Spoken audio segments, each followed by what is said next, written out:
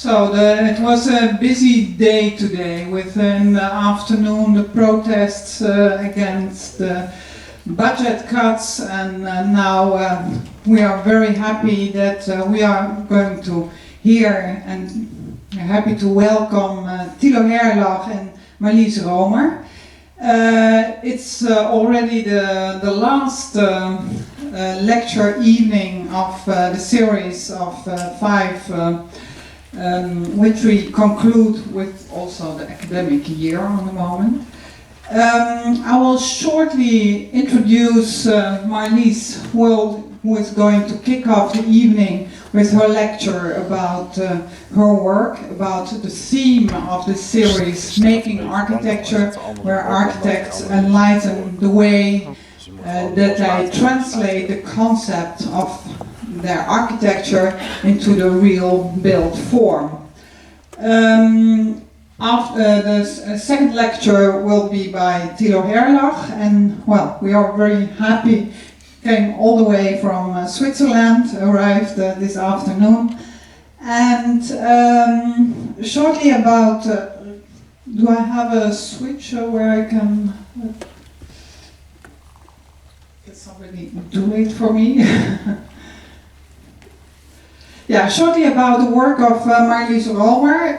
Well, she studied in Delft, and she finished her studies in '86, after which she quite directly started her own office, where she very successfully worked on a range of different projects, from housing, schools, public buildings in many different ways.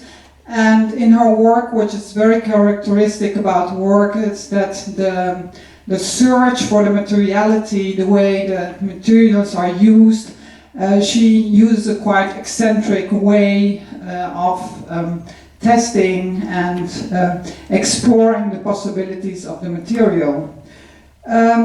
She, apart from the whole architectural work, she also works on different studies. One of the studies which maybe you know is the studies of the next generation, where she studied youth culture and the way youth culture intervenes with her own work as an architect. On the moment she's working on a research about what happened to a research to her own work, how years later the work, the architecture that she designed is being perceived.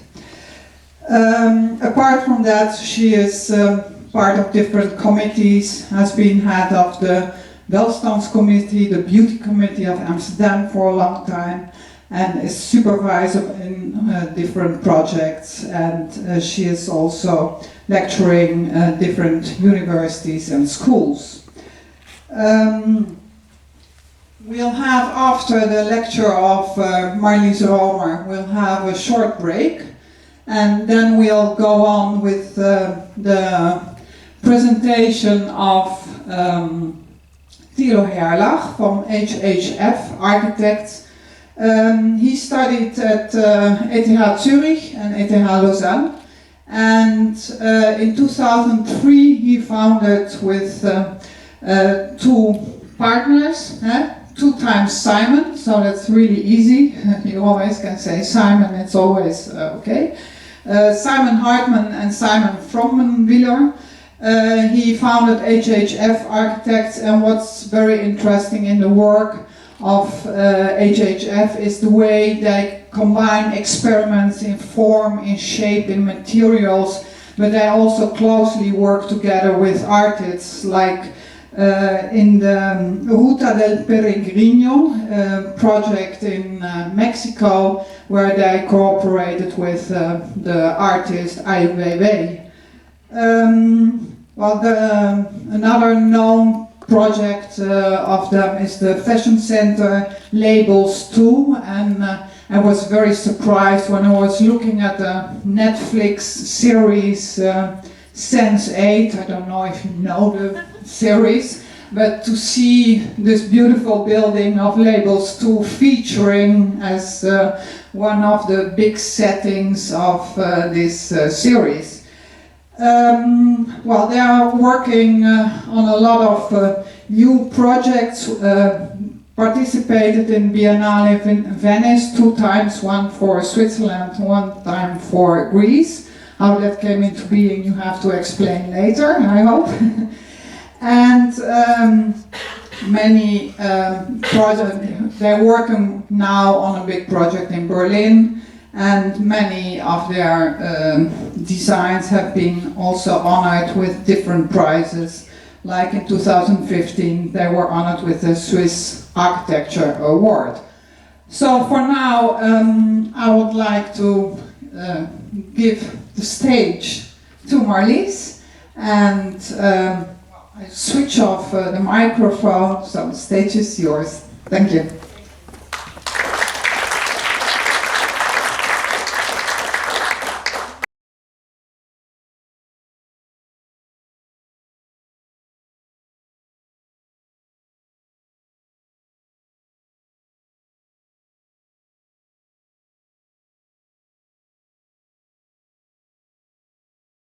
Thank you, Juliet.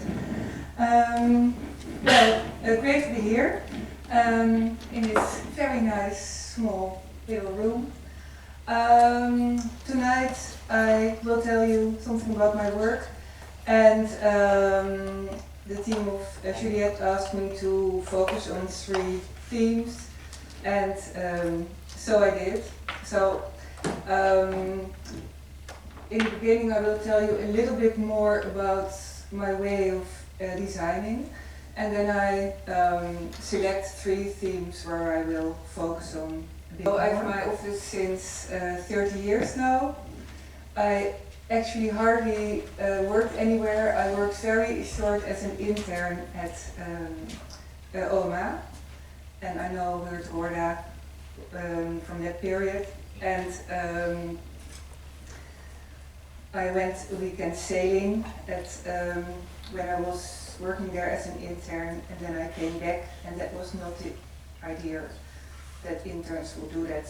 So I had a drawing table, and there were some lineals, and they were gone. So that was my first experience working somewhere. I went to him straight away. I said, "Why are you doing this? I'm just going out for a weekend sailing." And he said, "No, well, it was not me, but it was Jan Voorberg." And so, but anyhow, okay, now I start. I thought I will never, I think I'm better off with my own office. It's easier, and so it is. So I'm based in Amsterdam, and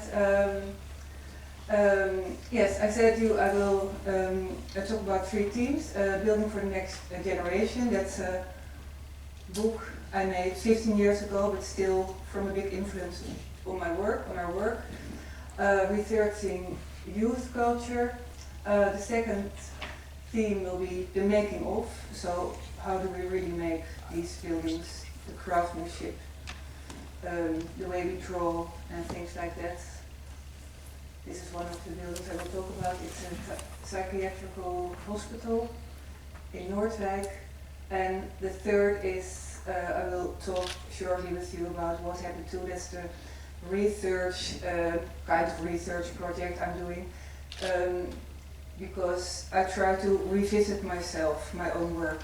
And I did do that for 5 years now, and uitgevers will make a book of it. As long as it's possible to revisit, to judge your own work. So I'm judging on the concept, on the installation, on the sustainability, on materials. I have a lot of subjects, and I try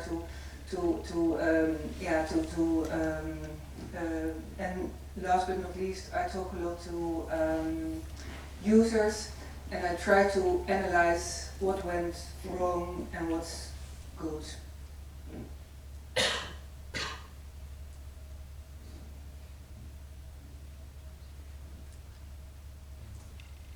Yes, that's my bus. So designing for me is a kind of apparently chaotic process. There are a lot of themes, some quite normal themes like knowledge, like the program, like all kinds of knowledge you have, of course. urban context, sustainability. But today I want to talk about a few which are quite personal, and I want to invite you as students of course, to find this knowledge, but find a few personal things where you can really focus on, and so that you really make your own work. So it cost me about 30 years to do that, so it takes some time. And it's in fact a structure of layers, and it's not a sequential process. It's you work on it, or I do work on it all together at the same time. And there are existing all kinds of crossbones between the different disciplines, the different themes, the different phenomena, and sometimes some of these circles are not important at all, and at other projects some of them really get in the foreground.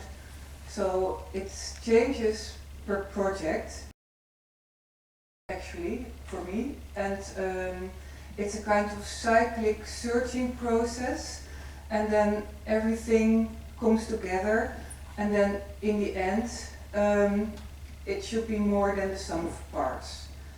Well, this sounds very simple, but of course it's a bit more complex, but I try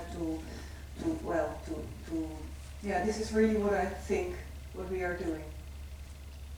So the first theme I want to talk about with you is Bouw for the Next Generation. It started when I was 7 children, and I was reading the papers all the time, and so it's about 20 years ago, and I thought children were getting thicker, like, yeah, you see the very old-fashioned computers at that time. And I thought, well, they're getting increasing overweight, and I saw all kinds of tendencies changing our society, and I thought, how can we integrate that in architecture and urban planning? So this is Amsterdam. I saw cameras on the street, I made photos of it, and I thought, well, how can we do that in a different way? So this is one of my personal fascinations, and I try to embed these topics in architecture and urban planning. And I started very close at home to research spaces which work really well, like the Amsterdamse stoep, where you have a nice zone between private and public, and you can be there reading your paper, but you can also sit there having contact and you look what's going on the street. So there's a kind of social surrounding environment. And from that time I started to make photos everywhere where I came, just focused on the intermediate zone between inside and outside. So this is Brooklyn in New York. It looks like if it's Photoshop, but it's not. It's a very wide pavement which works well, and everyone outside all the time. This is a place in Ethiopia, just a tree and some steps, and this is the place of the village where everybody meets, and it's always busy. So these sorts of social space plays a very important role in our work.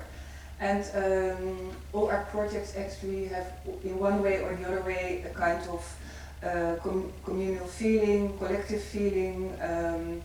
I call it a veranda atmosphere. So I try to create that in front of this project. This is Borneo Sporenburg, and that's me some time ago. And what I try to do is make a kind of facade which is going up and down, huge doors which you can open in different ways, and the white pavement, it stimulates people to have a kind of anarchistic way of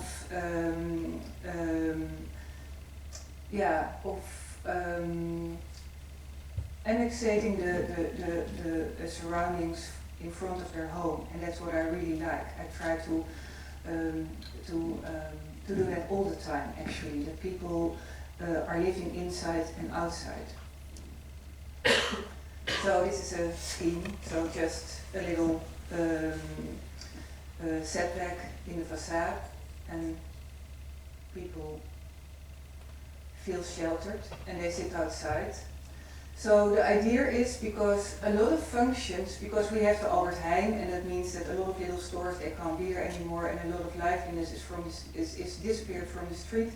So with housing, it's a good idea to make these lively networks and to let streets function as a village in the city. That's the idea.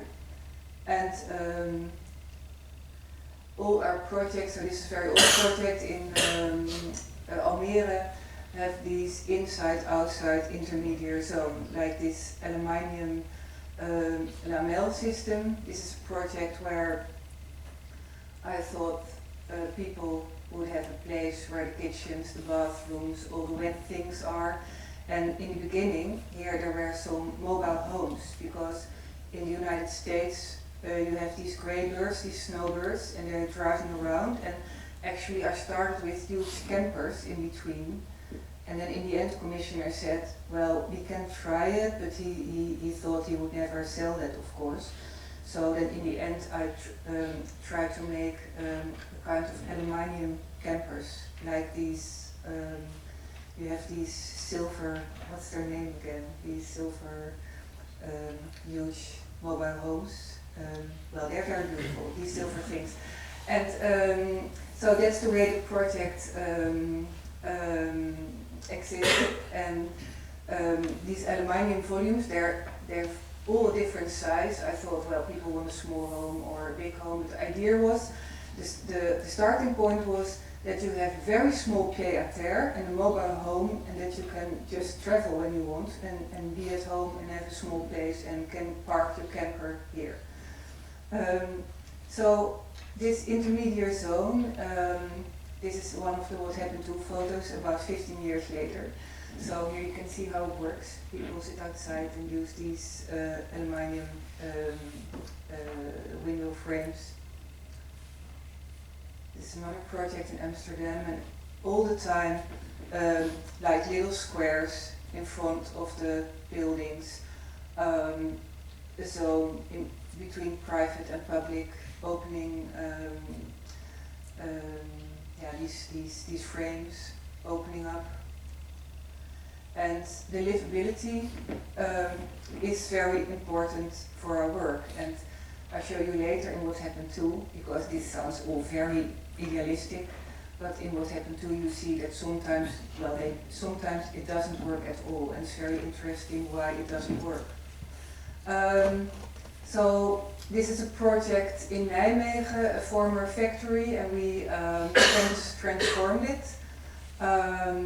So you see here a former chimney, and so there are some former buildings which we just left and put some new buildings in between. And the idea was, we said we don't make a private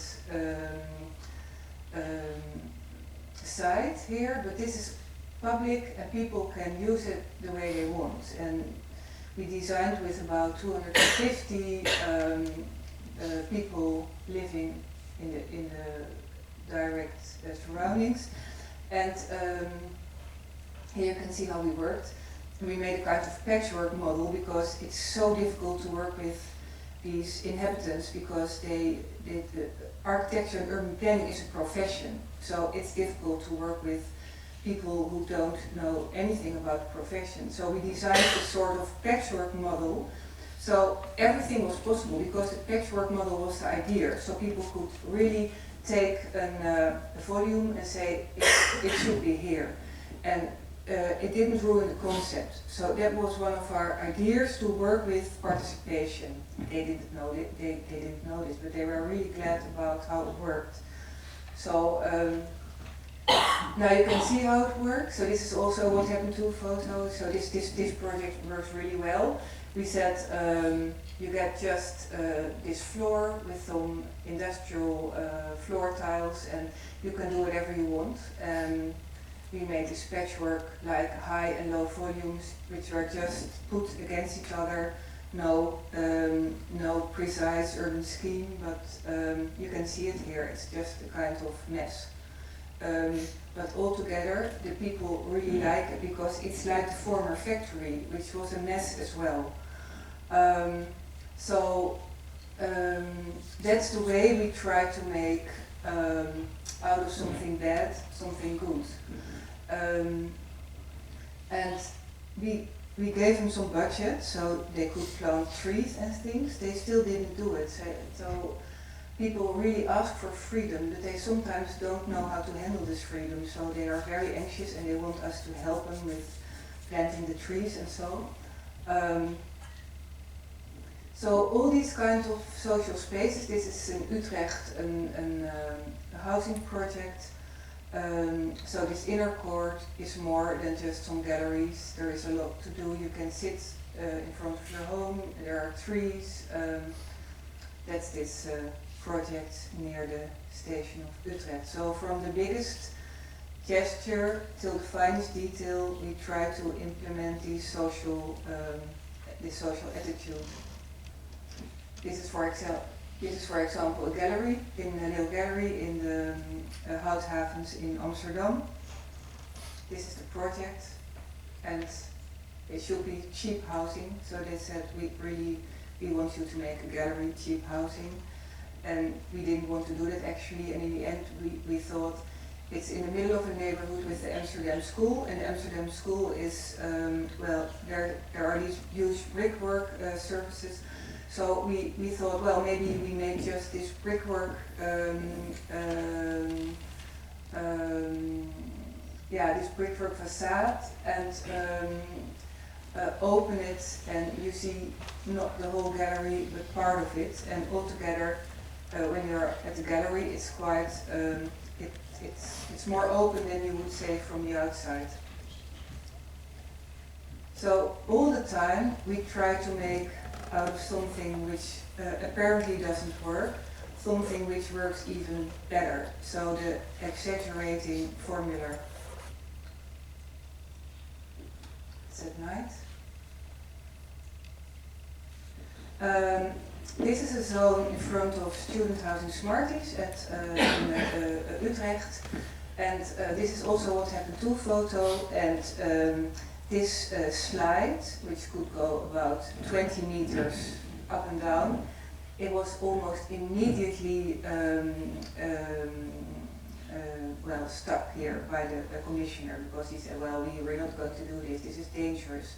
But the idea was that you have a place in front of this huge student house where you can meet, where you can see other people, and we thought just a 6-person slide would be a good idea.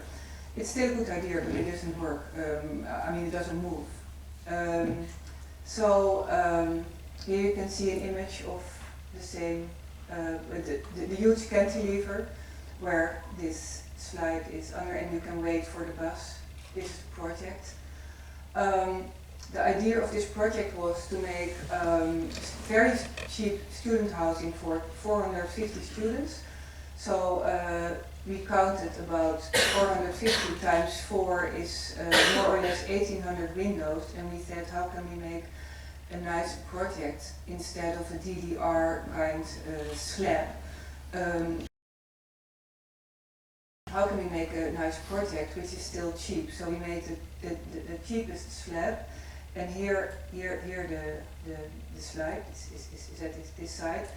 And we said, when we make 25 more grey and some colors facade panels, you don't see the windows anymore. So that was the idea. So again, exaggerate something which is probably not what you want to. So just actually, this is what the commissioner said we should make, something like this, and we made this out of it, making this is a photo, it's not a rendering. And here you can see, so that's a window, that's a window, that's a window, that's glass. But you don't see the glass anymore. And the idea was also because students, well, maybe you don't do that, but the students in Utrecht, the commissioner said they throw food from kitchen to kitchen. So he said to me, please make a building which is easy to clean. But the advantage of this system is that you don't have to clean it at all because you don't see it, you don't see anything. You never have to clean this building. So in the end, they are quite happy. So well, in the beginning they thought it would be probably too grey, and then they forced me to put colour in. So I didn't want these red and green colours. I just wanted 25 shades of grey. So in the end, the colour is okay, I think. So from the biggest gesture till the smallest detail, we try to make spaces where you have a kind of outgoing facade. This is a little pavilion in the middle of Amsterdam, the Waag pavilion, and the idea was to make a 100 square meter pavilion where everybody could meet, and we wanted to make a kind of shelter feeling, so you could sit sheltered by rain or sun, and we thought in the end maybe it's nice to make a bench at the very end, so people sit outside, and that's what they do. So a very simple, cheap pavilion, just an aluminium slides boat around. Another project which really anchors or tries to anchor in its surroundings is the two stacked gymnasia in the Violenstraat in Groningen. The question from the client was to make two gymnasia, two sport halls, two sport rooms in this tiny little street. It's a very tiny little street with 3 houses, and everybody said, well, two gymnasia, how are you going to do that? So thinking of Alvar Aalto, in the end we thought, and actually they didn't want direct daylight because then it blinds the sportsmen, and in the end everything came together. We thought we stack them on top of each other. Actually we could put them at the same level, at the ground floor level, but we thought let's make a tower, because then we can make it vertical and very thin and slim in the facade. So we made the sports tower instead of putting it behind each other, so that there could be a big entrance at the side and a lot of daylight, and you can see the children running up and down here.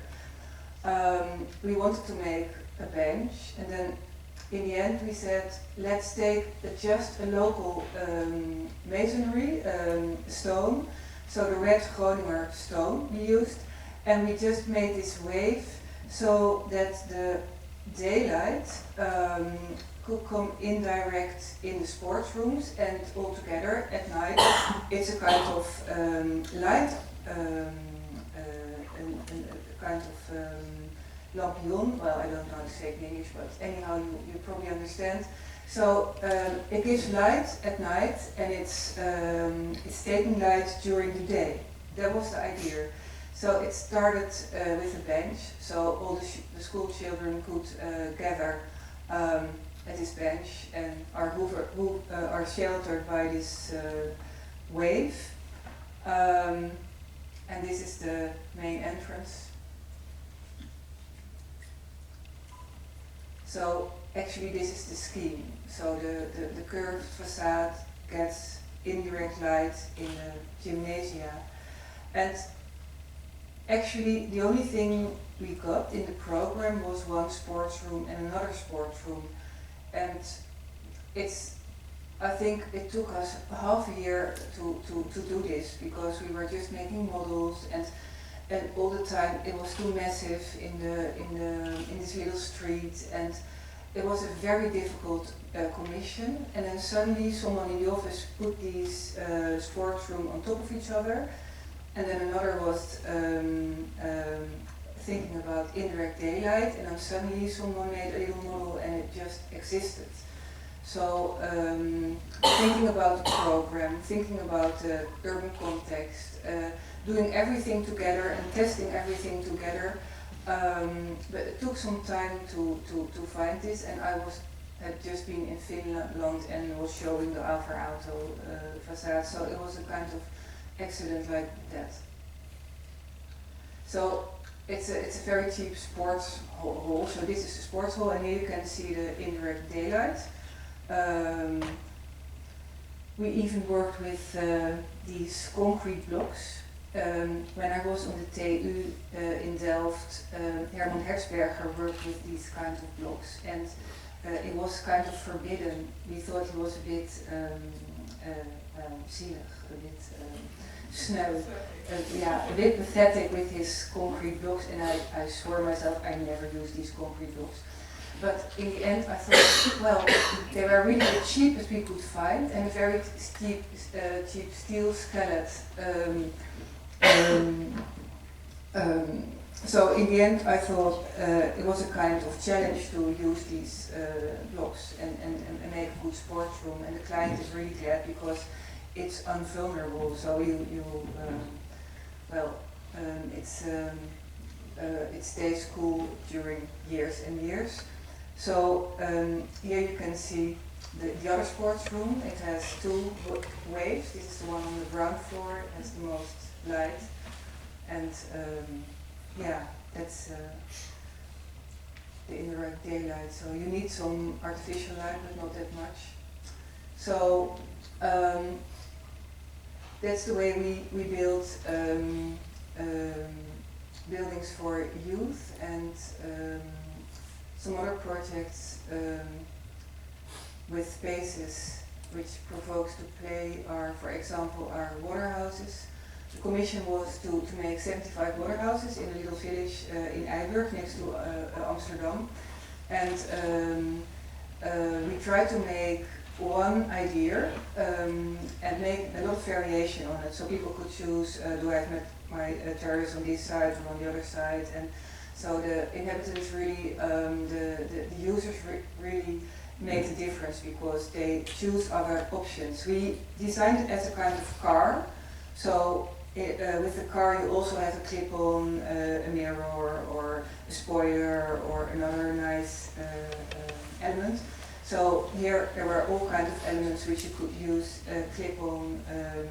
For example, one was we made terraces with designer Herbert Groenendijk, and it was just a terrace with a motor, so you could move with your terrace into town.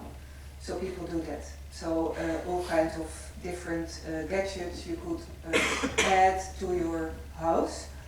And what's nice about the project, we made a lot of jetties, and you can jump everywhere in the water. It's very much inspired by Sausalito, where you have a kind of network, a paving footpath where you can walk at a little, you can make a little stroll through this village, and you can swim everywhere. It's a good swimming quality, and in winter children skate here, and you can climb up everywhere, terraces, little stairs, so it's a kind of when I was young, we had in the gymnastics room this play, it's a kind of Luna Park, voetje van de vloer. Well, it has a certain name, so you were supposed to climb up everywhere, but your feet shouldn't touch the floor. So that's one of my inspirations in this project.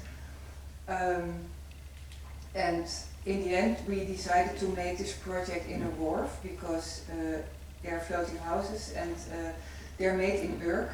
Urk is in the north of Holland, and with maximum wind force 3, they could be transported. And here you see them very, here you see them without the clip-ons. So this is their basic appearance. And then with all the clip-ons, they look as I just showed you.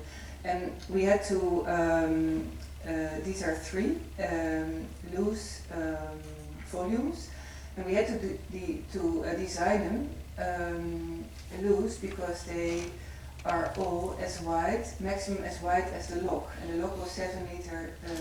So these are this one is 650. So it has it was dimensioned. Well, this is quite a technical project. There is a lot to say about this whole project and the jetties and so, but that's actually another story.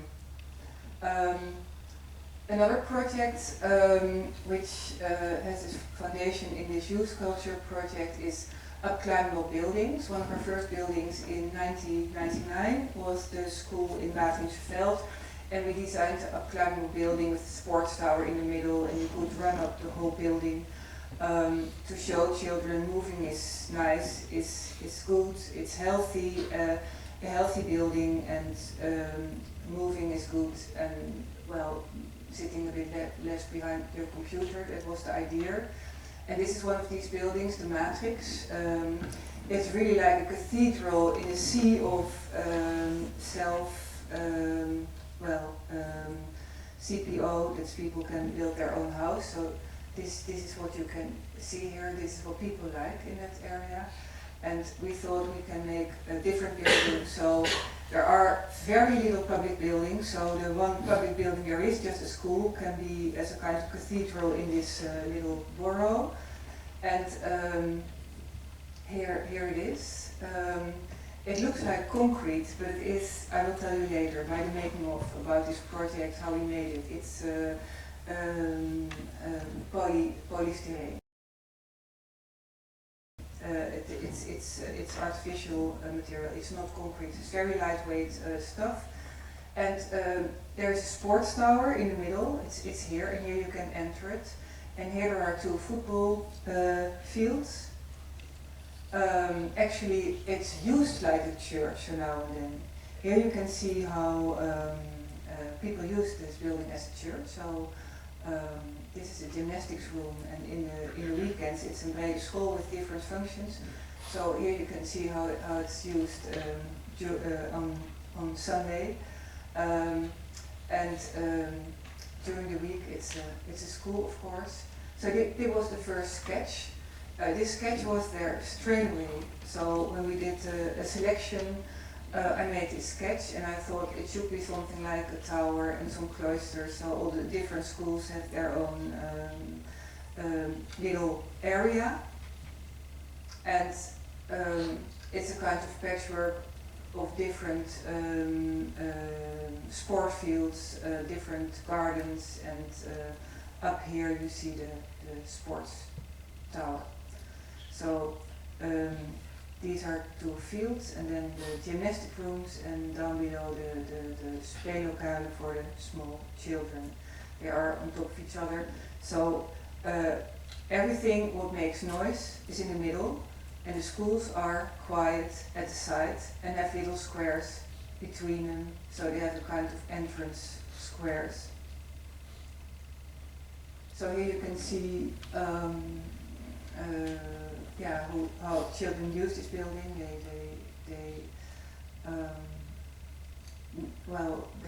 They have very good results in the football competition because they're always exercising here. They have, and this is the stairways going up. And this is the idea. So we have a middle with all the sports, and a few cloisters with schools. So this is a cloister like that. So these are the school rooms, and you can open them with big folding doors. And in the middle there's a kind of collective area. So that's one like these.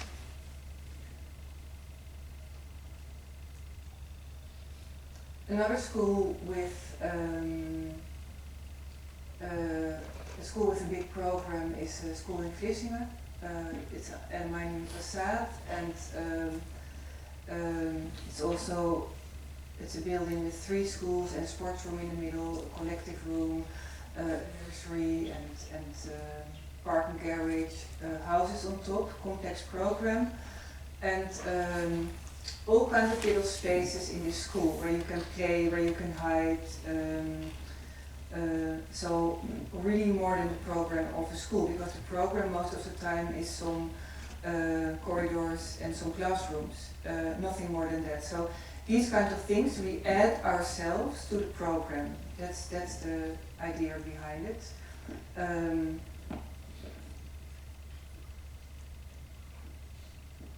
And we thought it would probably be nice to make slides along the stairs. I'll show you something about that later in the What Happened To project. That's quite interesting. And we were making these rope bridges through the voids, and children can run around the whole school in that way. So that was the Bouw for the Next Generation part, and now I tell you something about making of. For me, well, this Japanese example shows that a column can be more than a column, and that's what I like about this picture. And that, for example, a roof can be more than a roof, and a chimney can be more than a chimney, like this roofscape from Gaudi. And one of my fascinations is this building from Frank Lloyd Wright, and we just tried to copy it. But at that time, labor was very cheap and material was really expensive, and now it's the other way around. So we were looking for industrial methods to copy this pattern, this pattern.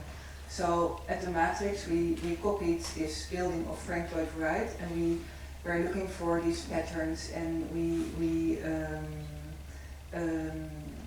well, we didn't know how to make it, from what material, and it shouldn't be too heavy. So in the end, we thought it could be like building a boat. So here you can see, well, the way you buy these Tupperware white sailing vessels, that material is used for making these elements. It's recycle, well, you can recycle the material, and altogether this pattern was still important in the office, and we tried also to make it in brickwork.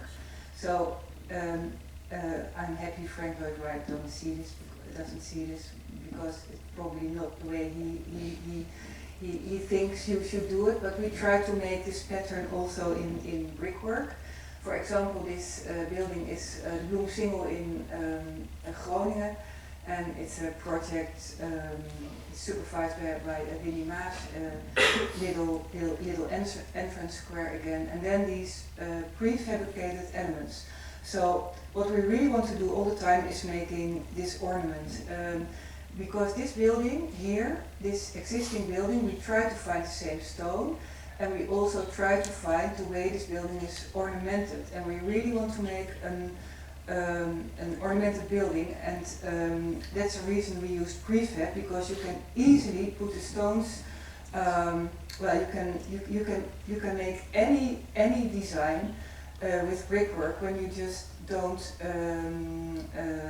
when you don't do it in a traditional way, but do it in a prefabricated way. So here you can see the two buildings, old and new. Looking for brick. That was actually not a good one. And this is the scheme of the project, the inner core.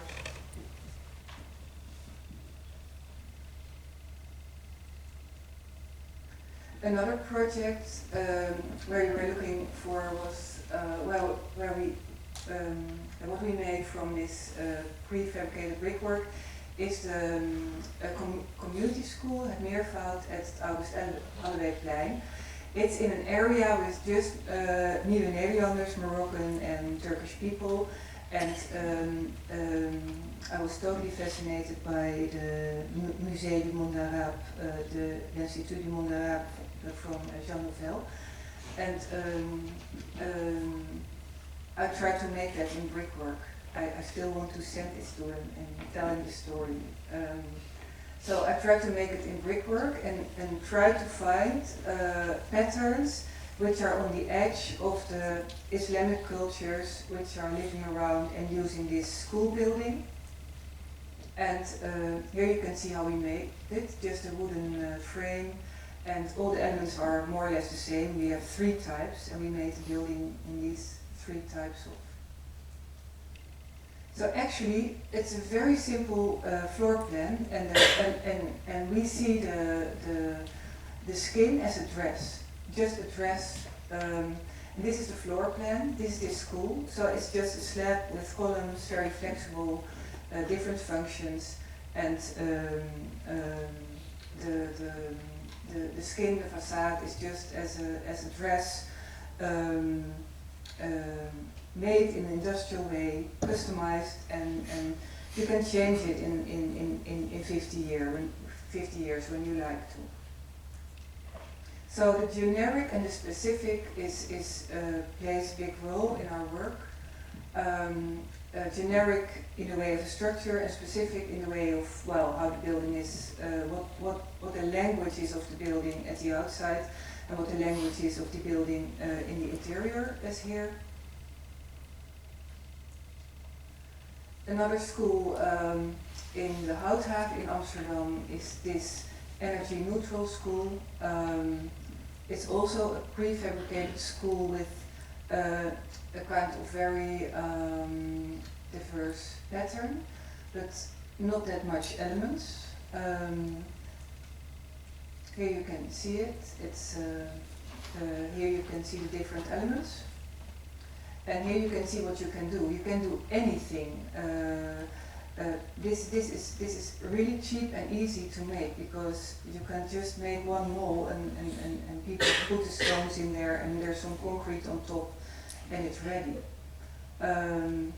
We wanted to make, this is in Amsterdam school area, so we want to make a rooftop which is more than just a little duct trim, but a rooftop which is, well, more than this little aluminium element, and a kind of heavy building in the Amsterdam school area, just a column structure, elements put in quickly, and so here you see the elements, and we try to introduce all kinds of birds houses on different facades, so you can do anything in these elements.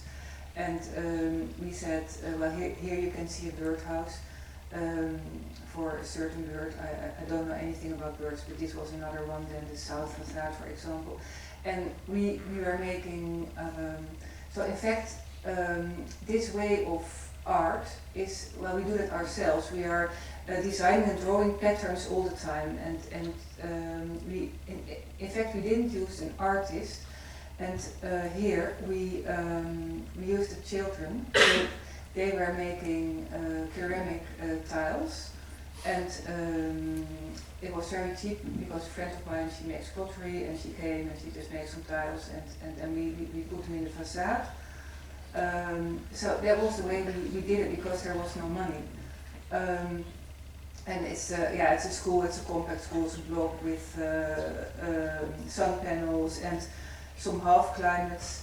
Because sustainability, of course, you have to make a compact block, but livability is also important. So we made 2 half climates here and there, and this is the half climate. We put some gamma picnic tables there, and some school gardens. And here it was not in the program actually. And here can people have the children can have. Can be educated outside. That's great. So this is the floor. This is the floor plan. It's nothing more than this. This 4 in the middle classrooms at the side. And when the commissioner saw this, he really thought we were kidding.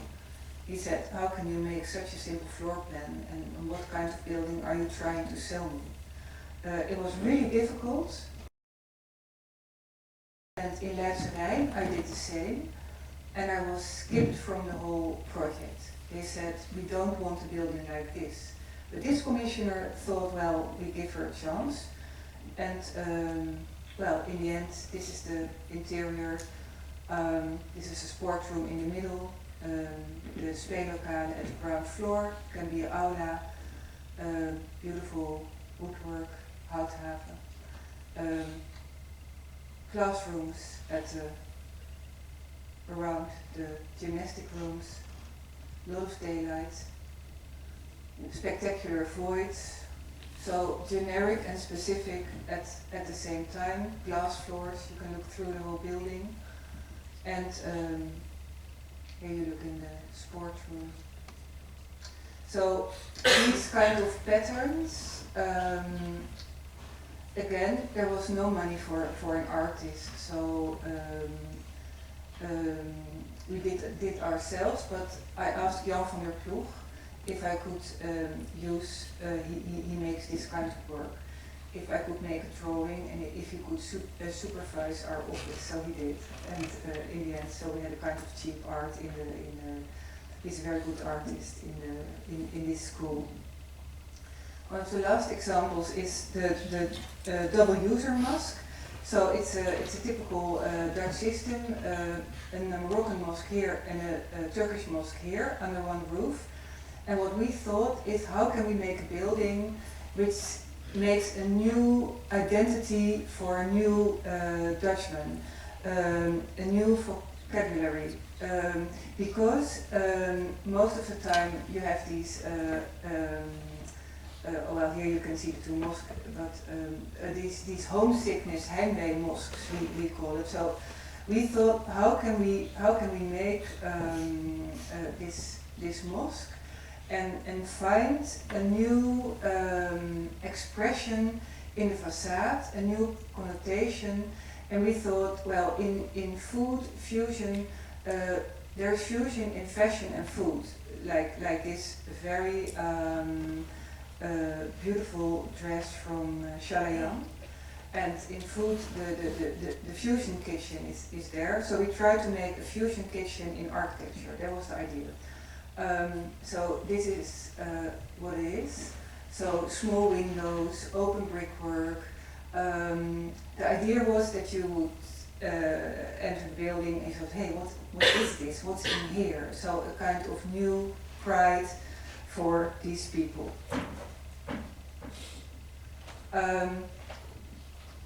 This is the last project. So this is a mental hospital, and Felix Klaus was supervisor, and he said, I want you to make a sculpture in the woods.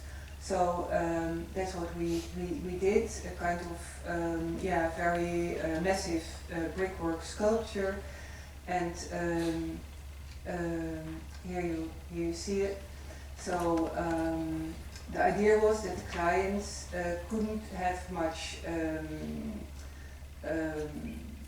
well, they shouldn't have this view because they are very quickly annoyed, and so there should be a lot of intimacy in the building. So we made very small buildings, so you can look outside, but you can concentrate inside. And first we made some aluminium forms, and in the end I asked if the clients could help us with cor unum to make these playing elements and window frames. So actually the clients helped us to make these ceramic elements, and they are all different. That's nice. So that's the way we made this building. Well, my last short notice is what happened too. So in 5 years I revisited with a lot of questions. I just put myself all my buildings. It took a lot of time, and I didn't have that time, so I didn't do it in the weekends. And in the beginning I thought, well, I have to do that because the word sustainability was everywhere, the duurzaamheid, and we said in the office, don't mention the day word because we are designing durable already. Every architect said that, and in the end I thought, well, okay, I go back to the past and I look how durable my old work is. Is it durable? We are saying that, of course we say that to clients, but is it durable? So that was what I did, and I can tell a lifetime about this project. I thought it was so good. I didn't think it was so good. So of course there were all ridiculous things, like people who found out clever ways to get ventilation, for example. But I tell you a little bit about my ideas I told you in the beginning. This social space and transparency. What happened to the social space and transparency? So this was the idea, and we made it everywhere. But in some boroughs it was just this, and nothing happened. And I asked myself, why? Why is it like this? And in other boroughs it's in a different way.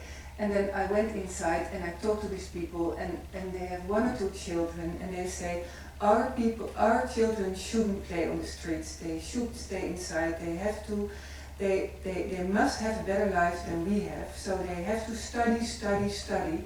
And they were just blocking the windows, and that was the idea here. So it taught me a lesson about that you can have these kind of ideals, a little bit, how do you say it, naive, but it doesn't work always like that. It was a nice project in Lelystad, beautiful project, and then you go there and you ring, why did you do this? And then they say, oh yes, we thought it would be good that we have a little garden and we want some privacy, and they put this, they blocked part of, so they don't even say, well, we don't have this, and they don't complain at all, but they simply say, well, this seemed to be a good idea. So another thing I saw is better safe than sorry.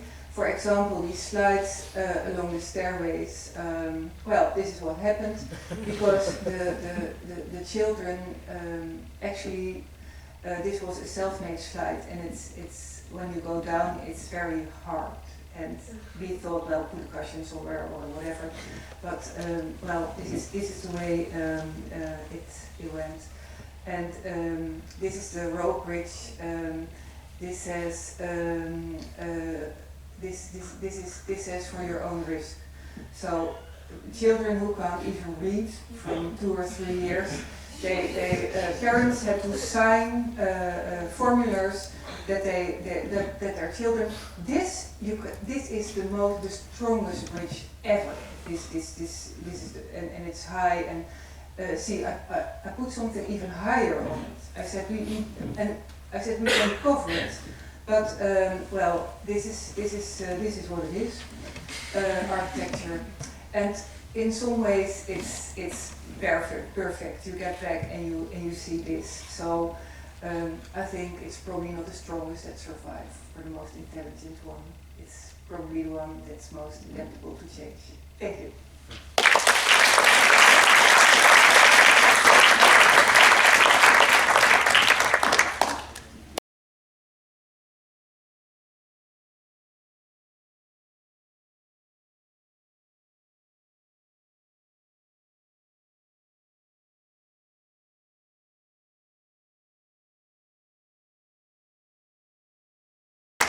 Thank you very much for the invitation.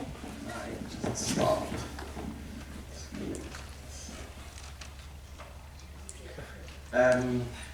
We are an office based in Basel, not so young anymore. We founded in 2003. 3 partners, Simon Hartmann, Simon Vonderwiller, and me. And in the meantime, we are around 20 people working together here on a trip to Macedonia and Kosovo. Just we made an office trip some weeks ago, all together. Instead of making a big Christmas present. This one is one of the weirdest buildings there you can see. Like 2 years ago we made an exhibition in Munich which was called HHF, Unfinished. And the question behind it was, what is, when we deliver a finished building, what means finished? maybe it's not finished because it's still leaking for several years and you have to fix it. But this was not what we meant. Behind was the question, what is your role as an architect in the whole chain of events and history and future, and your relation to the building. You deliver something, but for us it is always important that can also be a starting point for the next step, so that we taking over some parts of the urban fabric or just the situation, maybe social aspects, try to make an offer and hope that this is really an offer that someone else will take and live with this building, maybe change it, but it is always going on. And the first project I would like to show you is a building which is now going to be finished in a few weeks in the city of Basel. It's located in a block, which is a closed block, and there was just like here as an exception. It's never, also is an old building here. It was never closed here to the neighbor, and also, but there is a very big house besides it. And this is the old situation as it was, with the windows also to this gap, which is like kind of irregular. And what fascinated us the most was this small gap in between these two houses. And this produced a situation we were absolutely fascinating, because it is so unusual. There was also like a window from one of the apartments, just like facing a wall 1 meter in front of you. And this gap is orientated east-west, so there's twice a day it's the sun coming in and making like a picture on this wall. And this was something we just wanted to keep as something special for this situation for the house. So the new building, here it's on the border, so it's bigger than the old house. The old house stopped here, and it's just like maximum you can build on this lot. But here we left this gap in between these two houses to make sure that all rooms have daylight or semi daylight, even if they are in the middle of the house. So the kitchen is placed here in the middle of the house, serving and dining room and living or living and dining. And one of the aspects of the ground floor we were just dealing with was to make a ground floor which can survive different situations, maybe from a family life, or just if someone living there for 50 years, just with different situations from young people to old people. One thing is that from the size of the apartment, it should be like 4 rooms plus dining, eating and kitchen. But we left away one wall, making here a bigger room, just to let it open how to use it. If you would like to close, make the next another bedroom here, or maybe an office, or just leaving it as a very big living space. The other thing is that you have the elevators in the middle, serving directly into the apartment, but it's open to both sides of the floor plan, which is like one apartment, and it has 2 entries. So the idea was, if the children are in an age where they just don't want to cross the living room when they come home late and parents have guests, that they have their own entrance, or a situation where like maybe an elderly couple living still there, but they need external help. That here there is just like a small apartment where you have your own privacy, even if you're living in the same apartment, but it's like disconnected. So just to let not to fix everything in the first moment when you build the house. This is the situation with this gap in between. There is this small passage going to the garden. The ground floor has its own entrance, and the others have the staircase in the middle. Then this can quite a rich spatial situation because of terraces on both sides. So there is a kind of neighborhood, but a very intimate neighborhood. And this is the kitchen in the middle of the block, more or less. But this has a daylight, and it's very bright and comfortable. And there's the direct access to both sides of the terrace, so you can choose if more like living, dining is on one side or on the other side. And the transparency also in the depth of the ground floor. This is the entrance situation. But you see then on the side, this small gap is just like making an extension to a space which normally would be completely dark. And there are 4 units, and one thing was that they're giving their own lawn for every floor. So the question was, what is the element of the balustrade for the balconies? And here it's then the typology is now coming from a fence, so having your own garden, but one which is has different transparencies in different situations. So where it's no neighbor, it's quite open. Where all neighbors who could look into your private part, it's more closed. And this is just geometrically with this L type instead of having a plate one, just to make a filter which is not all the same. And the other with this fence type, which is very narrow, so the gap in between is just 5 centimeters. It's also a fence which is, or a balustrade which is kind of optically stable, because normally in Switzerland there's a big mess on every balcony. So even if there is a mess, you can see it, but maybe it's not in front.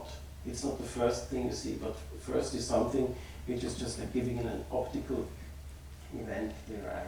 Here now you see on the from 2 different sides, where there is the dining room, which is more private, it's closed, and on the other side you can see this effect where it's more open, where you can see into the balcony.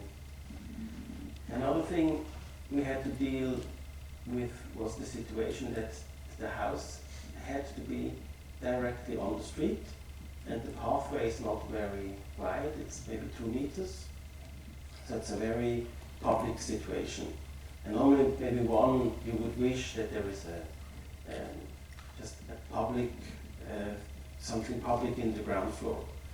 And we would like to avoid have this half level in the ground floor, which is private, but if you open the window, everyone can hear you. So we decided then that we have a split level where the bedrooms are from the ground floor here in the first level, and on the ground floor it's a little bit uplifted on the level of the garden, which is 1 meter higher than the street, where you have this situation which is semi-private for a dining room, or here this is an office space. In the facade you can see this shift in the middle of the house with the entrance, then bedrooms, and here office or dining room. And on top of it there is a roof, which is a unit in itself over 2 stories. Again, the ground floor here we have this half floor. And just like there's like one at the normal level of the apartment, which is just like standard. Then the ground floor has is a little bit uplifted to the road, and this is just like this more spacious part of it, where you can make also like this second wall if you want. And part of the apartments were sold before it was built, and just like one client, he immediately wanted to have this wall because they needed more space.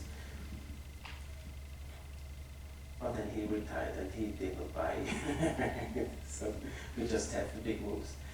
Here this is the situation with the split level, with the entrance, and then this is the ground floor, which has the bedrooms on the first floor. And then it goes on and on and on, makes it quite complicated. So on the construction site, when the stair was not there, no one ever knew in which floor he was, which then produced the situation that the technical system is completely messed up in every floor.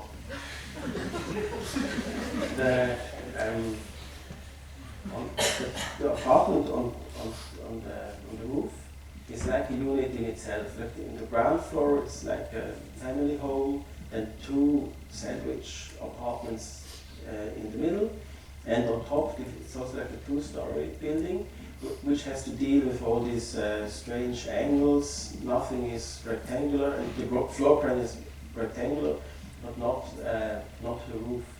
So some parts are very narrow, and to avoid having this feeling to be under a roof in the main living area, we introduced this kind of, like in this garden greenhouses, this, windows, which are like open also to the sky and making completely different, you can see, make completely different feeling or atmosphere of the space, and having this typical roof apartments. This is again like this situation with the wall behind, but then also we can always like see that it's open to the left and to the right. This is one of these parts where it's really under the roof with a very high. So this is an apartment which has very dramatically changing room situations from one corner to the other one. Very high, very small, maybe larger, and some very intimate spaces.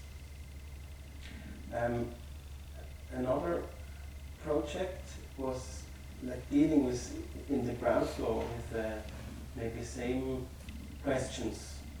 This was for as a family home in the outskirts of Basel, and in this typical Swiss chalet style family home situation, which is quite ugly, and normally they just like to dig half out of the ground, making a cellar, put all the dirt around, so it's just like a little hill where your house is on top of the hill.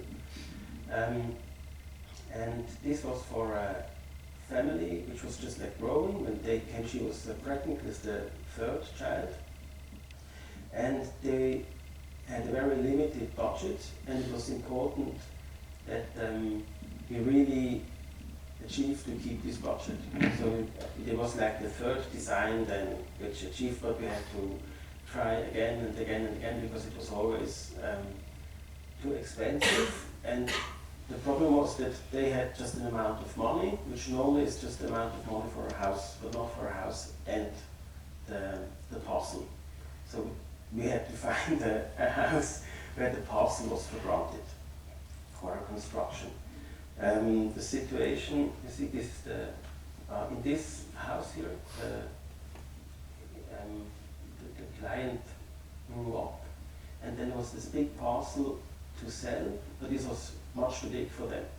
So they put together with another family, and they just took a slice which they could afford for the minimum footprint they knew that they had to have for their needs. And then the other part, which is the big one, was taken over by another family. In the meantime, they made also their house there, which is completely different. This is the ground floor, and it's very simple in construction. What we did is that we built a square, which is the insulated area, at less than 9 meters by 9 meters, and around there is just like unheated area, which is another third of the house. So spatial-wise, they have like this as a living area, but only this is like the exclusive, or is the one which is really complex and it costs a lot of money. And on this unheated area, there is just everything you normally in Switzerland you put into the cellar. But here there is no cellar. One reason is there is a creek which is like going under the house, and this was in this kind of cement tube. And then one possibility would be that we deal with the authority, how we can find another way for this creek. But the easiest way was just to say, okay, there is like no digging out of soil, it's just a plate, on the concrete plate on the ground, and on this concrete plate there is a wooden construction. And then we added here like a very small open house for the bicycle stand, which is like close to the entrance, and then we have like a court, an entrance courtyard, which is like representative more than just having everything open. The floor plan, construction-wise, it's like in the middle there's 2 concrete walls, because we are in an earthquake zone and everything has to be calculated on earthquake in Basel, and like 4 walls where on a grid of 1 meter 10 you have these wood stands. It's the same like if it's closed or not, and here just like the covering of this wood construction is just the glass, but this is also a wall, and this makes it very easy because the span is not very long. It's less than 4 meters. So in terms of wood construction, everything was just like in a very small scale. And one thing we tried out here was to work together with a general contractor, so that like, the price was given and clear before we start to build. Normally, when we are like on the construction side, not everything is decided before we start, and then you start with the client choosing something else, and at the end you just get double the cost because not everything was solved before. So this was the first time that we really tried to solve everything before, and then within this bidding process find someone who we think he can really build it, and he's like fixed on the price. And we decided, or we some parts were like decided by us, and other things were just left open to this general contractor, how we would like to solve these details. So we tried to be sure of the surfaces and of the general construction, how it should work, and how like the construction should be visible as a construction. But everything inside the walls, this was like left open to the one who built it. The situation is that here this is the heating, so this is just like all these utility areas are put on side of the house, but integrated. This is the heating. You have a vestibule, which is like a half cold, half wall space, because there's no heating, but it's a insulated glass, and then one room storage space. The living area is the kitchen, and then one space also here with no wall. Now they just put like 2 pucks from IKEA as a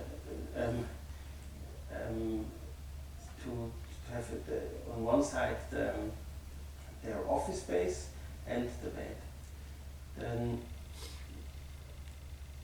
the construction concept is that we have this like the minimum surface you can have, a square, more or less a cube, which is like the expensive parts of the building, like put on a concrete slab on the floor. And the upper floor is like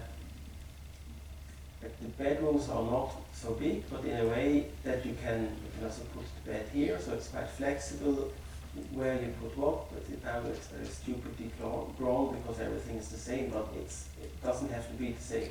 Everything is just like put in, like the door is on a position where you can choose how you would like to furnish the room. But one important element is this corridor, which is like for a corridor much too big, and giving just like opportunities to use it in a different way. So this is like in Switzerland, in the Alps, you have like also this typology with a very big corridor in the middle, which is like a function and a little bit like a hotel lobby.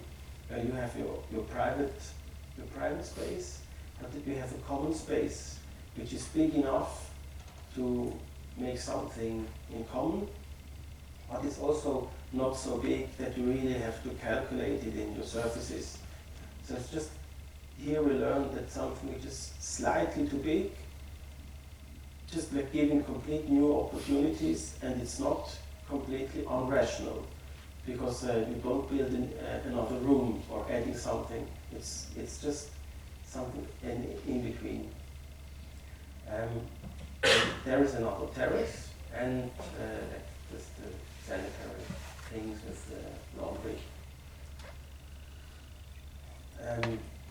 From the expression from the outside, we were experimenting with industrial material, so that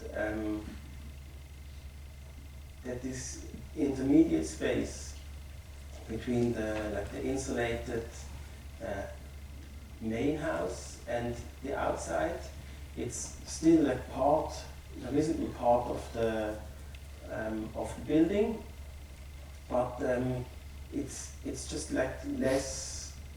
It's not like a border. It's half transparent, giving light to the inside, but also like defining the end of the house. This is then the entrance, which is a very like a soft, dim light behind these plastic boards. And the same then for the in front of the living area. You have, I mean, it's not very large, it's less than 4 meters, but then you have this additional 2 meters, and the sunscreen is on the outside, so if like, the house is closed, you can fully profit from this outdoor space, because like the sunshade is not blocking you in the window from inside to the outside. And you have like a double height space, which is just like giving a certain like condensa to the house, which is in fact very like small in the different rooms. Here we have the situation of open and closed. This is also like one important thing, because like the neighbors are so close that you have this kind of filter between like the very private space and the outside. This is the bedroom, which is then connected with circular circulation to the living area, and the bedroom behind. This is the office space, which is like part of this parents' room. And then this is the situation where when you are like on the end of the stair, on the upper floor. If you enter, you can see through the whole building, again then into the light, and like in the back then you have, here they use it for the children, they have their stuff there, and can really good use it for as a playground, but it's just like in the back. Here, this is then the upper terrace, where you can see that this kind of like the very narrow framing and the use of these transparent things really produce like a shelter between you and the neighbors. So this is also like giving them more distance to these neighbor houses, because you have something which is like belong to you, which is not so close, and in space, in the intermediate space, you can use with this terrace. This is this terrace space in the upper floor again here, like this 2-story high room within like the 1-story, which is over like closed and like 250. Let's see. The biggest project I would like to show you is the one which will never be built, unfortunately. This was a competition in Basel at neighborhood which is called Dreispitz, and this is a former industrial area which is now going to be transformed with a lot of office space, and there is like a cultural space. This is Herlach or Herlach, and here this is the Transitlager, where now there's this hybrid building from Beek with the apartments at top and office space, hotel, whatever on the front. And here there is the art school of Basel now. And there was like a plan of development done by Herzog de Meuron and then by the city. There was a study by Herzog de Meuron, and then there was this to make this plan by the city and other authorities, and like how to transform everything. And this competition was part of this transformation process. The interesting thing for us was that this was in a scale that we that a lot of things just came together. We are always like experimenting with this big scale construction or structure, which is like infrastructure elements, and something which is like an open structure so that everything can happen inside. This is the situation. There was the task was a parking lot, which is this one. With here there are like 800 parking lots, and they would like to have a range of 800. No, these are 400. They would have a range of 800 to 2,000, 1,200 parking lots, and additional surfaces. But the question what this is was open and was part of the process, and also then just like would eaten away parts of these parking lots.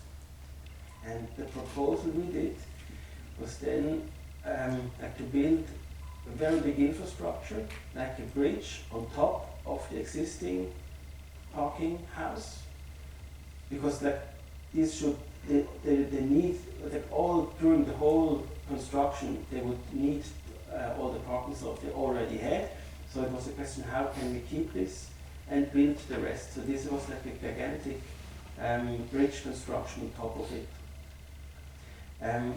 What I also learned, and I was astonished, that a parking space cannot be used as an office space because the loads of the slabs are less for cars than for a normal office space. So the first thing we did was then turn around everything and say, okay, we build an office space where you can park at the moment.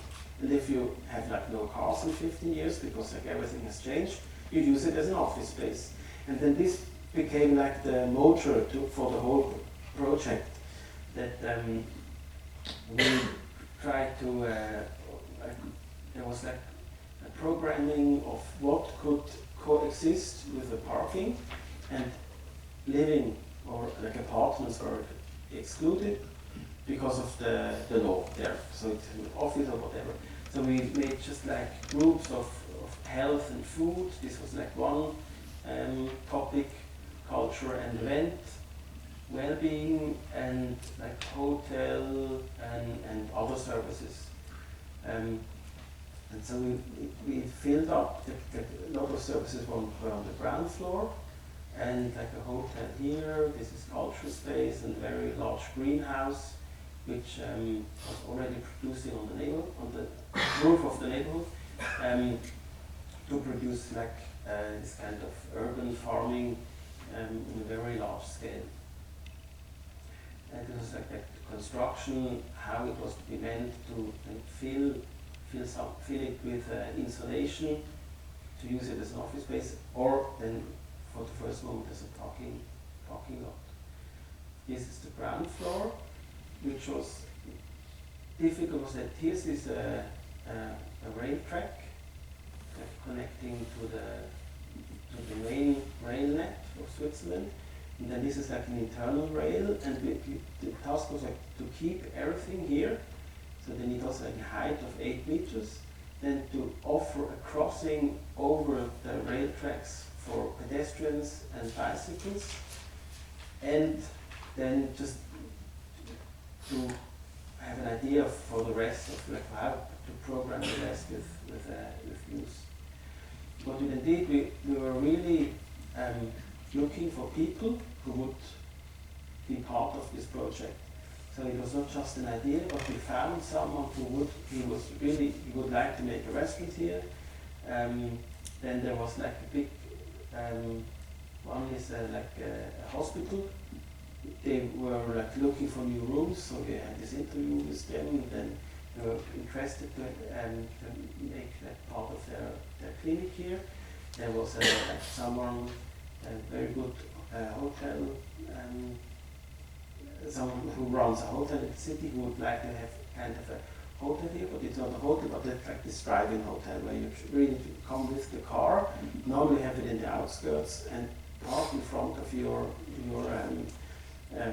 bed, but this, and in the parking it was just like fit that in the city you could have a parking and a hotel as a motel in one house.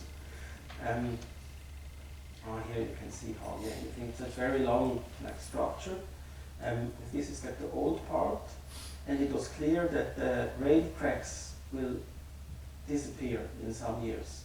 So one of the ideas was that we have, if we leave this structure here, because we can use it like as a provisory parking during the building process, when the rail tracks are not needed anymore, you can take this away, and you have just like a huge hall which is like comparable to the Schiffshalle in Zurich, where you could make events or a theater or whatever. So this is just like an option without, so if, just to leave something here, giving an option later to the project.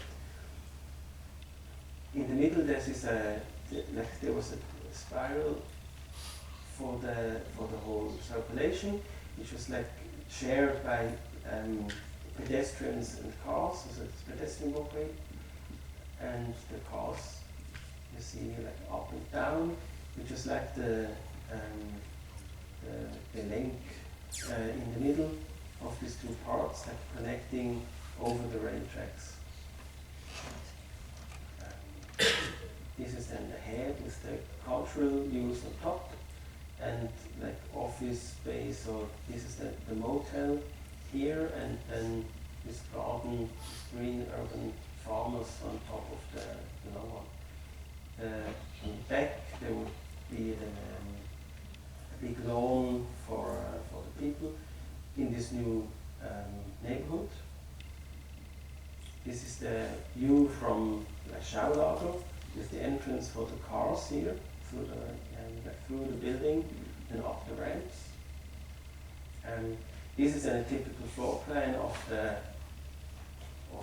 parking space, or something which for the first one is a parking space, with this motel on the end, and on the roof there is what is like this green plant, and they're already producing on the neighbor building. And it's impressive. They have like a closed closed system where they're producing fish and plants, and with the water, like the polluted water of the fish, they give the food for the plants, and then it's going back. And they deliver like a lot of supermarkets in Basel already, produced like on the top and on the ground floor you can buy it. This is then the roof situation with the ramp, and the ramp is just like going up for pedestrians, like a tower or for sightseeing, a lookout point, because this was meant to be like one of the first parts of this whole development, and this will also be then the place where you can watch the whole development of the city around you. A last project I would like to show to you is something in Poissy, nearby Paris, which is more like an infrastructural project. There they built a very large landscape park, and it was a competition, like one for landscape park. This was won by Agence d'Air, it's a Paris-based office, and another competition for the infrastructure. And together with AWP from Paris, we won this competition some years ago for this infrastructural part. And tomorrow there is like one of these openings, so it's very actual. It was like with like defined elements, like construction elements, like frame, surfaces. It was like a catalog of different use and how to use these certain, like this catalog of construction. So there was like one was a restaurant. This is now not built yet. The Maison du Parc, which has become a musée des insectes, a museum for insects, and a lookout point. These two are now built, and the rest is just maybe coming in the future whenever they have a little bit more money. The construction system is always like the same, like a frame based on the shape of a typical house, and just like in addition of these different geometries producing different spatial situations. The first one here, this is this Maison du Parc, or which now has become a museum for insects, which is like barns put into each other.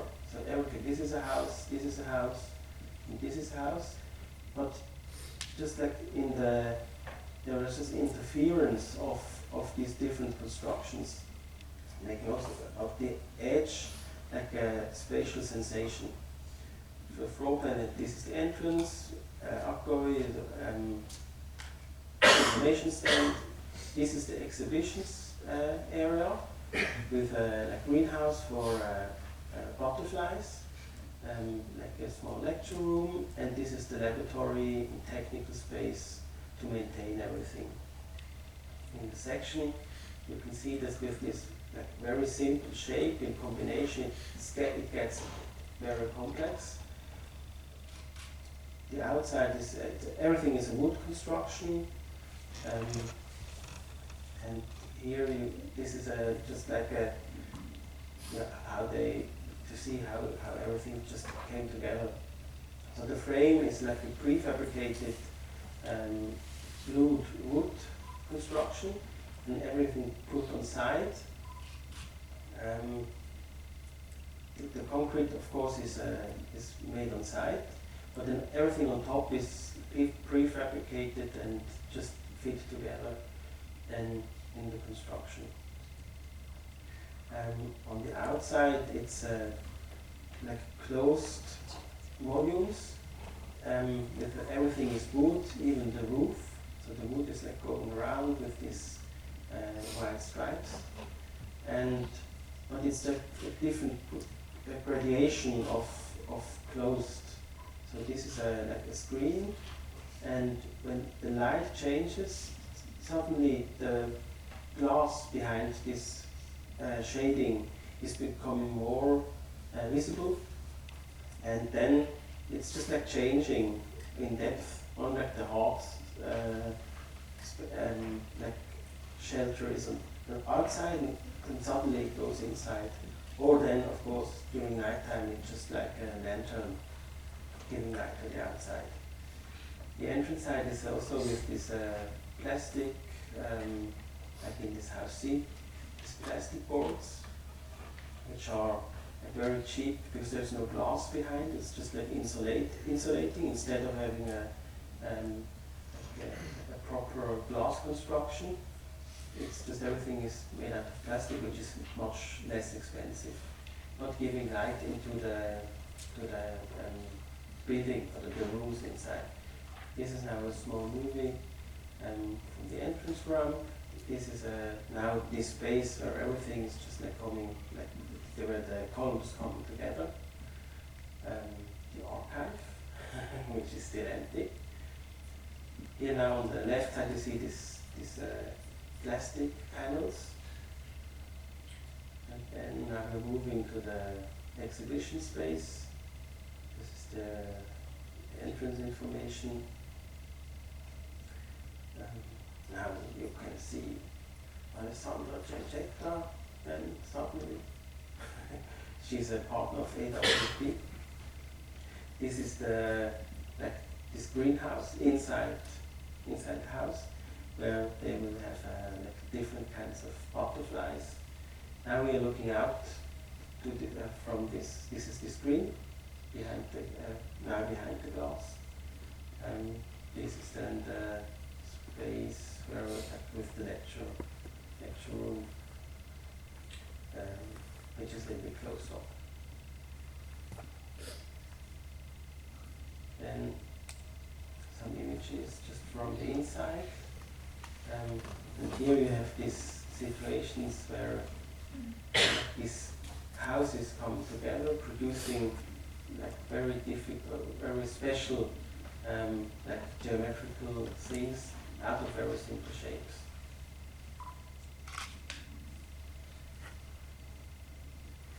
Now, the last thing I would like to show you, this is this tower inside this park, and this was the contribution for the competition.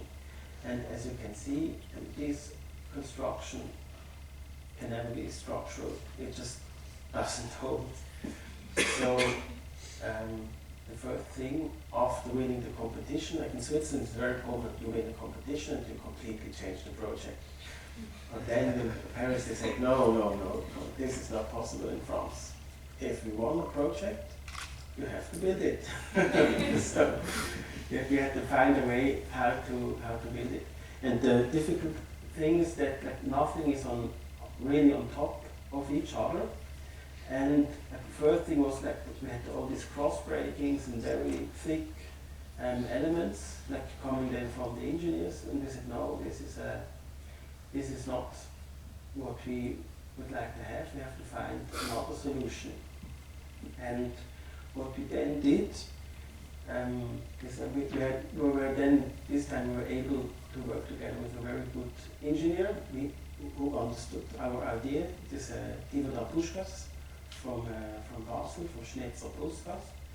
And just we said, if this in the middle with this stair, which is a diagonal, can like function as a trunk for the whole thing, and all the rest is just like useless extensions which have their own structure, then it should work. And after this, it was really possible then to construct everything that it is stable, and maybe not completely stable. It will shake a little bit. So okay, it's maybe a little bit dangerous. But it's a construction where we did something else than we normally do, where we just have like the pure correct construction, which is something like which is half working and half not, but in the sum of everything, when things come together, it's a stable system. And this was just like a very fascinating part of it, that could reduce like everything by using everything maybe for something else. So the stair is also the cross breaking, which was not to be meant to be the cross breaking.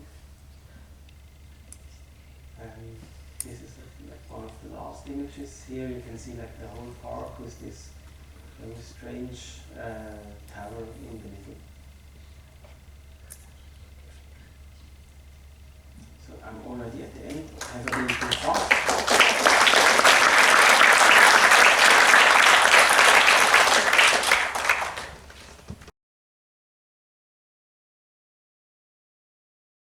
So I'll kick off with questions. I'll start with you, Marlies. In the work you were showing, you are really making kind of series of altering the brickwork and altering. And is that your way of working, of having something that is unchanged and something that you are improving, or how do you deal with that?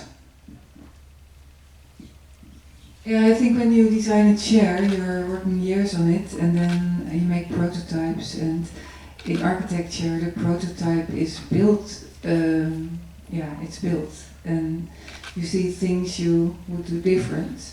So I'm exercising all the time through. So I things which don't work, I try to redo in another project.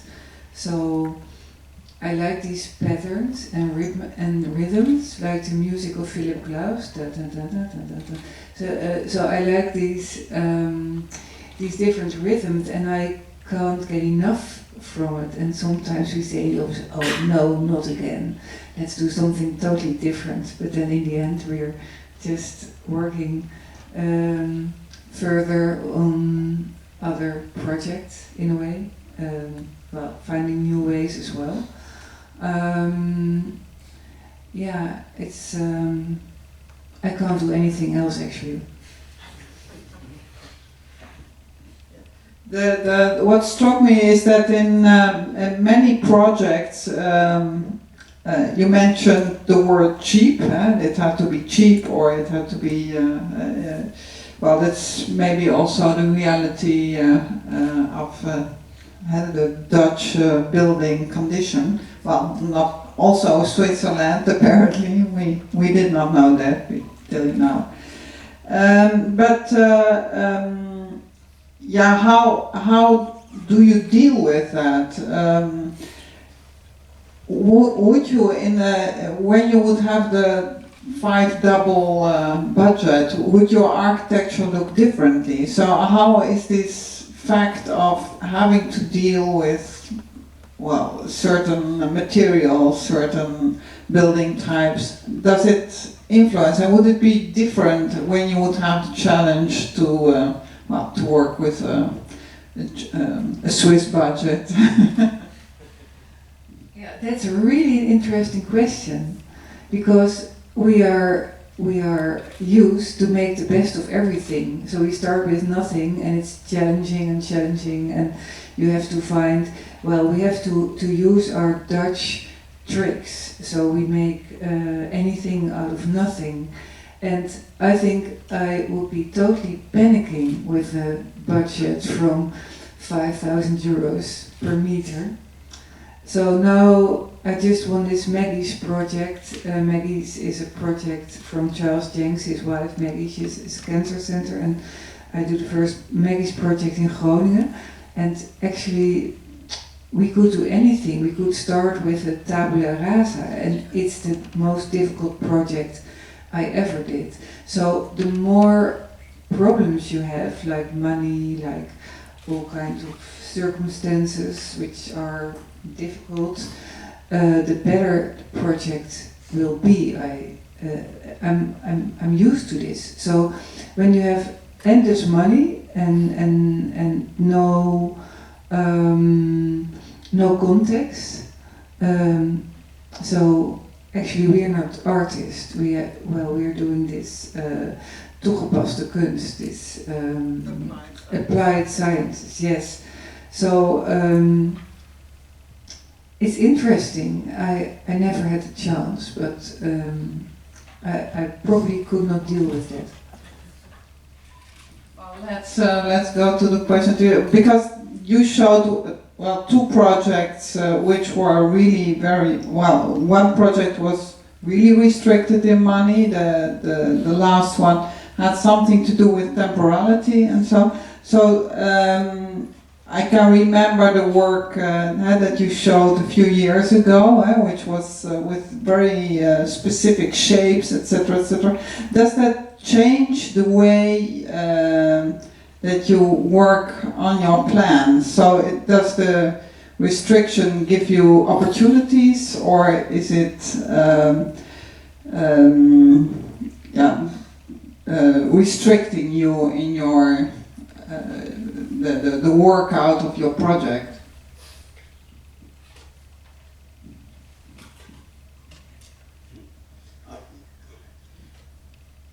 I mean, it's very difficult to make a good project with a lot of money, and I think if you have restrictions, it's normally much more interesting because you really have to come to the point.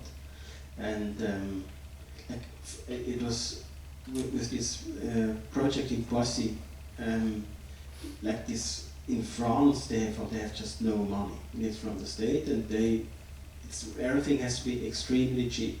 And together with this French office, they were always like acting in the Swiss style, and we were completely different.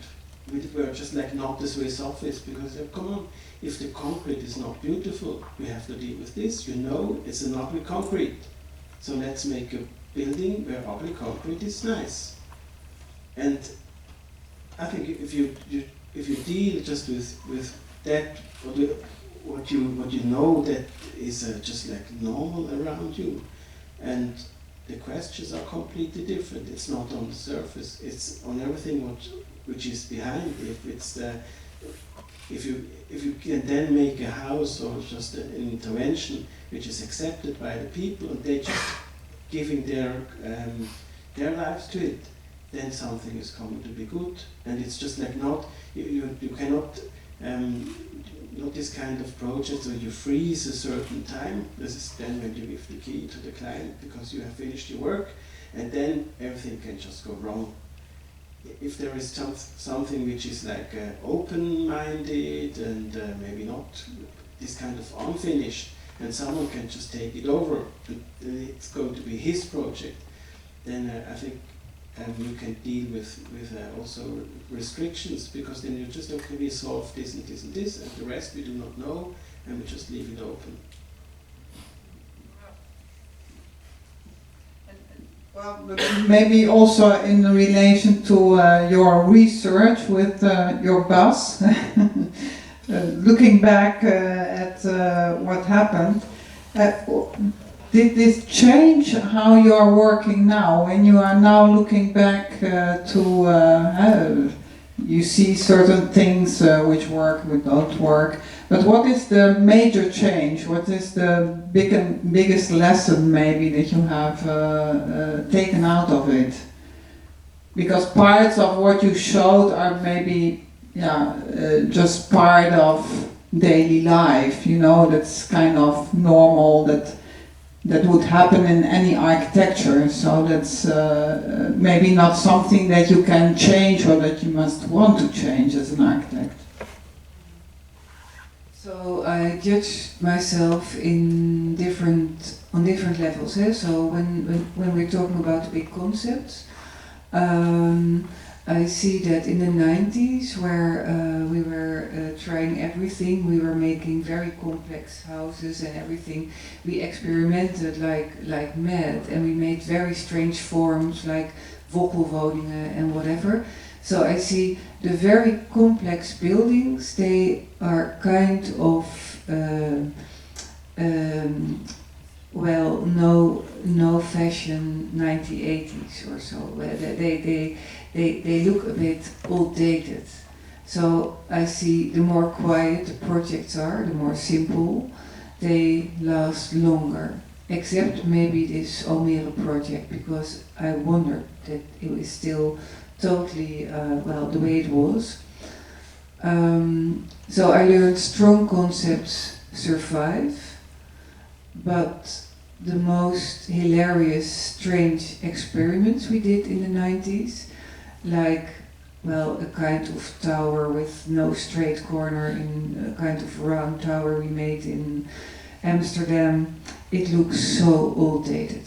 So I learned that, so that's the reason we make now these generic cascos and put effort in making, well, these, try to get the commissioner, get more money for the cascos. They don't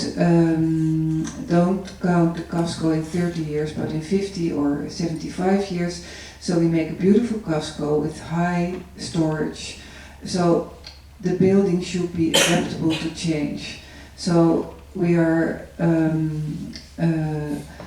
so we really try to get more money for cascos, make very simple cascos, make a dress which gives the identity, specific identity, and make a specific casco with so you can make really space and specific interior.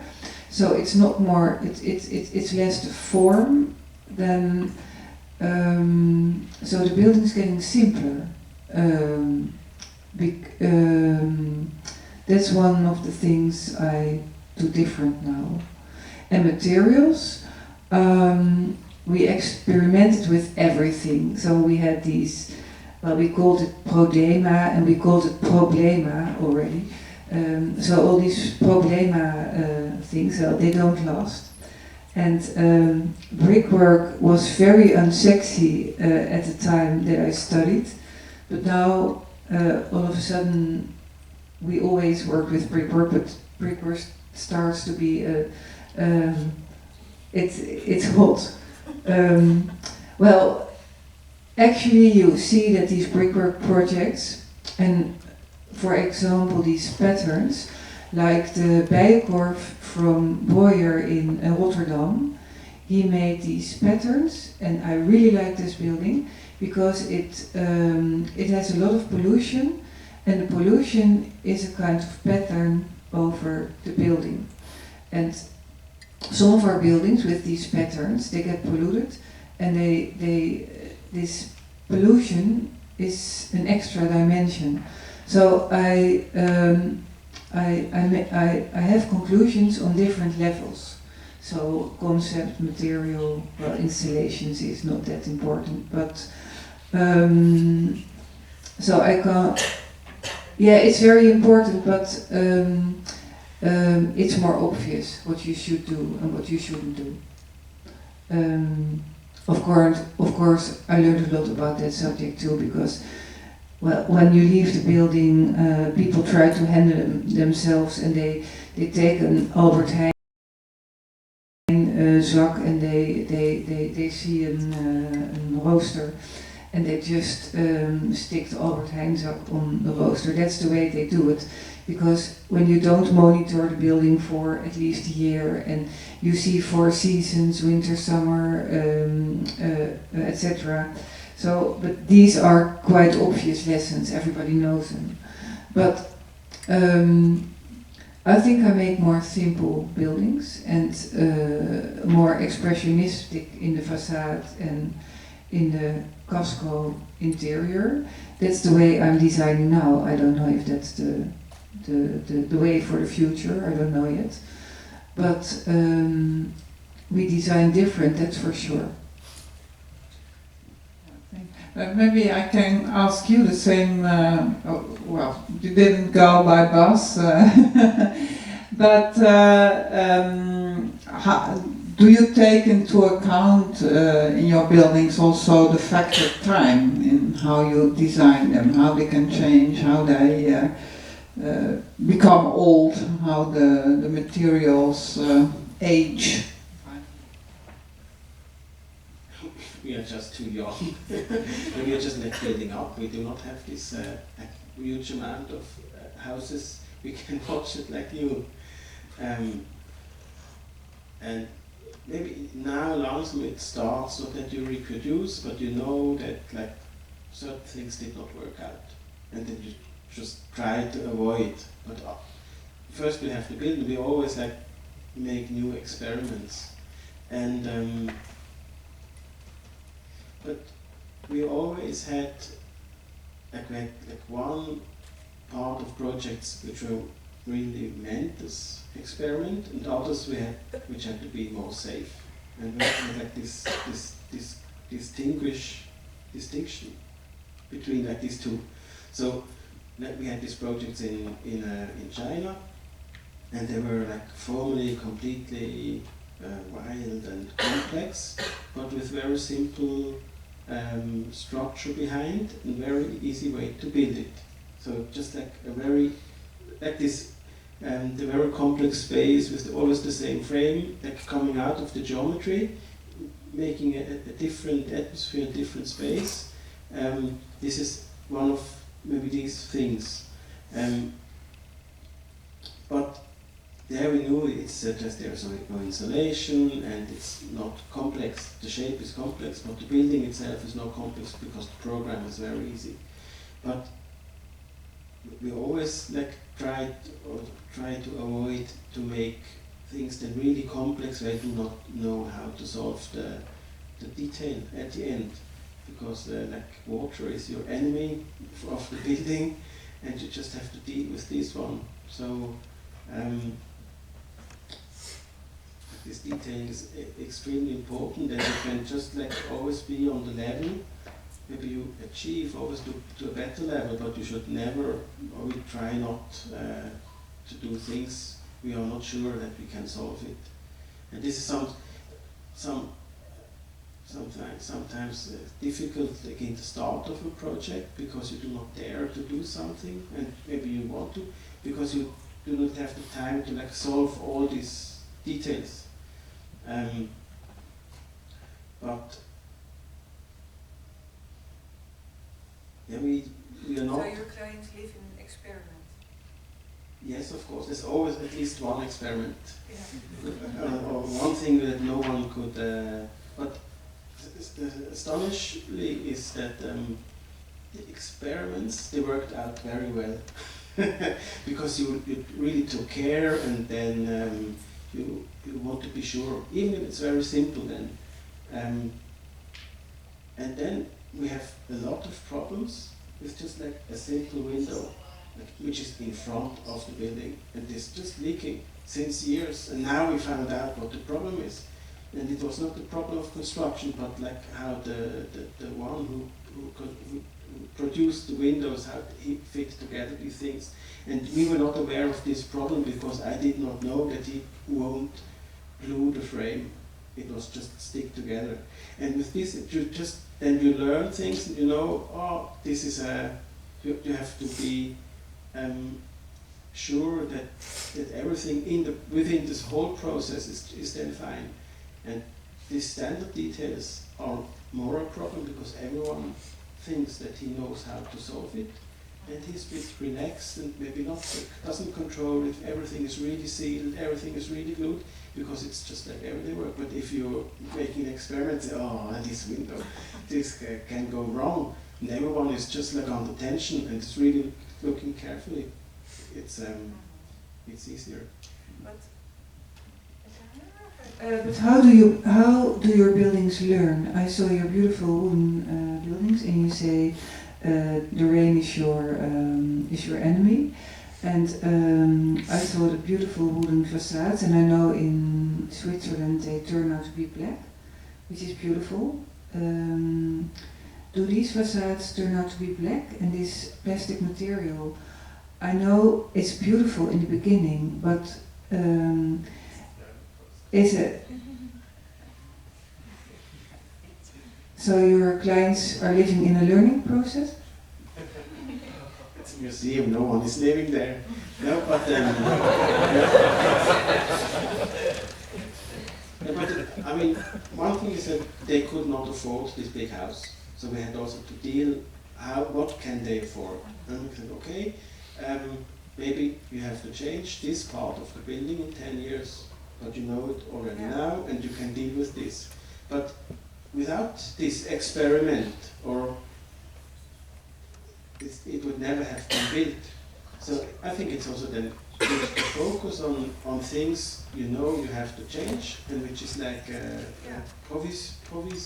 provisoire, and other things you know they should last. and then you just like give a lot of effort in the things they have to last, and other things have to be maintained. And normally, when we finish a building, we always make a kind of documentation, and it starts with the maintenance, like a timetable of maintenance control every window every year. So it's just a cheap dress which you can undo in 10 years and put on the other dress, and the casco remains. Exactly. Yeah. So it's a So actually we do the same. Yeah. But I think there are a lot of common things, and I was really fascinated by the picture. I knew some of your work before, but I did not know all the thoughts behind. And I think there are there's a lot of things in common for me, although I think I can completely understand why to react. And if you get new in advance. That's what we should. Yeah, we made a mess.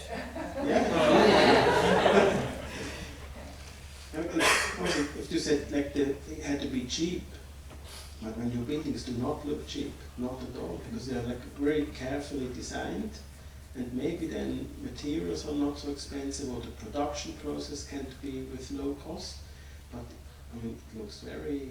So this building with the round brickwork forms, the stone is, which is very cheap for Dutch standards, 300 euros the 1,000. But because you have the pattern, you can just manage with a very cheap stone, because you don't see it anymore. You just see the pattern. Well, that's detail. So the discussion goes in a completely different way. You should just hand.